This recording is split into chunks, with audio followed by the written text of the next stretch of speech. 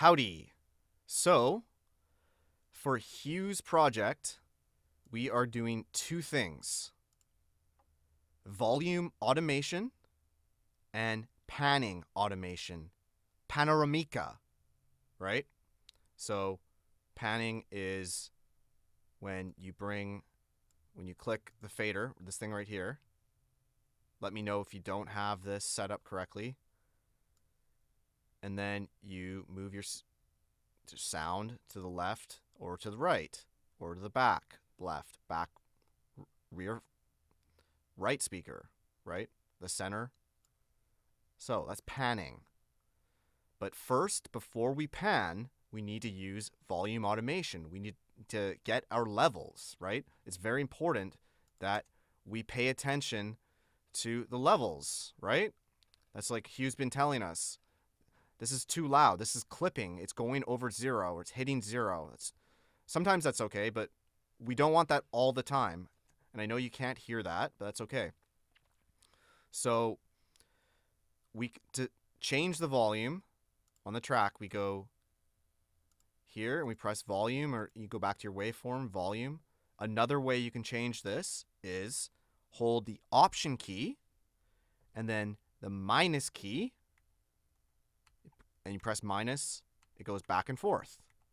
And that is the minus key next to the delete key near the center top. The QWERTY, like Brad says, the QWERTY numbers. QWERTY means the numbers that go across the top of the keyboard. It's a Q under the Q, W, E, R, T, Y. That spells the word in English. It's not a word, but a sound.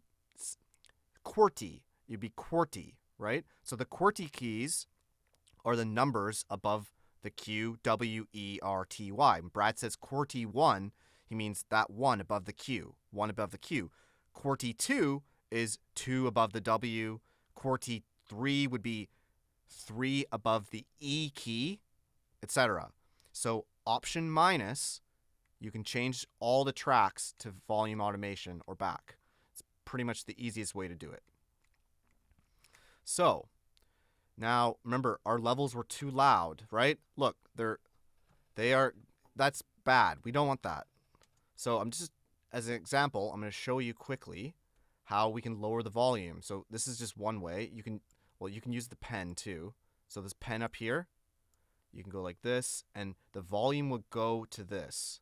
But I just want to make a demonstration of how the master works with all the tracks. Is all these tracks, the sound in all these tracks goes to the master. And when we're doing our volume automation, we need to pay attention to the master, because all these sounds make it louder or quieter when they're in together. So just to demonstrate, I'm going to lower all these tracks. Just lowering all these tracks really low so you can see what I am talking about. So we're lowering the volume. This is lowering the volume, right? I've got the hand tool and I'm in volume. Right? Just lowering the volume really low, just for demonstration. Watch this. Now, remember this is clipping before. Now it's not clipping.